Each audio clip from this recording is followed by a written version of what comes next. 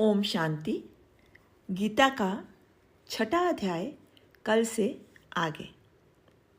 घर के छोटे छोटे व्यवहार से ही हम देखते हैं कि आप पर किसका कितना स्नेह है। ज्ञानी समझता है कि सब आपकी संपत्ति के इर्द गिर्द मंडरा रहे हैं। विपत्ति में सब छोड़कर चले जाते हैं।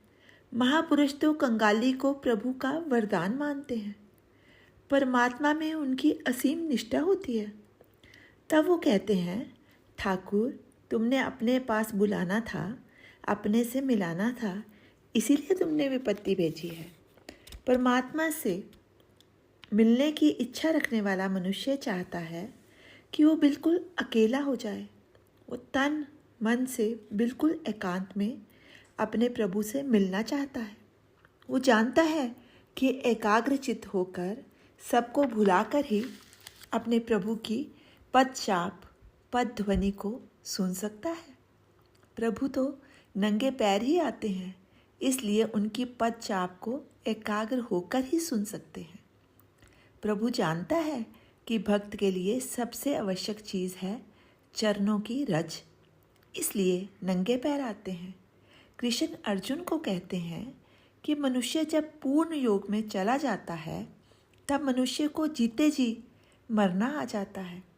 मन, बुद्धि और इंद्रियों के वेग की अधिक सी चलती ही रहती है।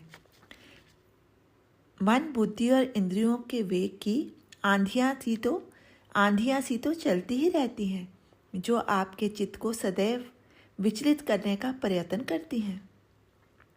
किंतु योगी पुरुष धन्यवाद करता है उन आंधियों का, जो बेटा बेटी रिश्ते नाते बनकर आकर सता रही हैं।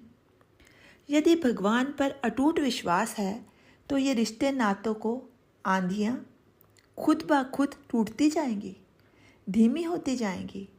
आप कुछ समय के लिए विचलित हो भी जाओगे, तब भी फौरन संभल जाओगे और मन में सोचोगे, ये रास्ता भूले हुए लोग हैं। यदि उन पर तुम्हारी कृपा की मजबूती होगी तो तुम स्वयं पाप में ना जाकर उनको उस पाप से ऊपर उठा सकोगे। योगी पुरुष का ना कोई शत्रु होता है, ना ही कोई मित्र होता है। वे सबको समभाव से ही देखता है। जितना अधिक से अधिक मंगल में हमारा जीवन होगा, मंगल में हमारी वाणी होगी, उससे सबका मंगल ही होगा। अमंगल तो हो ही नहीं सकता। यदि हमारे मन के भाव मंगल में हो तो हम किसी के छोटे मोटे दोषों को भी सहन कर लेते हैं। इसके विपरीत यदि मन मुटाव हो तो आपको दूसरे में दोष ही दोष नजर आते हैं। हमें संसारिक मनुष्यों की जीभ की निंदा करने का व्यसन लगा हुआ है। कान को निंदा सुनने का, आँख को निंदा देखने का। निंदा शुरू होते ही जीवन में रस आ जाता है। हम खुद ही कुरेद कर बातें करते हैं और फिर बात में से बात को निकालने का प्रयत्न करते हैं। इस प्रकार जब हम विस्मय भोजन ही करते रहेंगे तो हमारा जीवन अमृतमय कैसे बन सकता है। कृष्ण अर्जुन को कहते हैं कि निंदा छोड़कर प्रभु का गुणगान कर, हो सके तो दूसरों में गुणों की खोज कर। अवगुण ही देखने हैं तो अपने देख और उनको दूर करने का प्रयत्न कर। इस प्रकार ईश्वर पर अटूट विश्वास रखने वाला प्राणी किसी भी प्रकार की परेशानी में नहीं डोलता। मौत को भी ईश्वर का वरदान मानकर गले लगा लेता है। शरीर नष्ट होता है, आत्मा नहीं। वह इस बात को जानता है।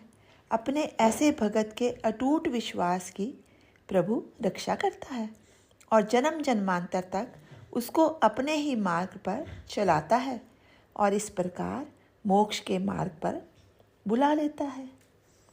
ओम शांति। शेष कल।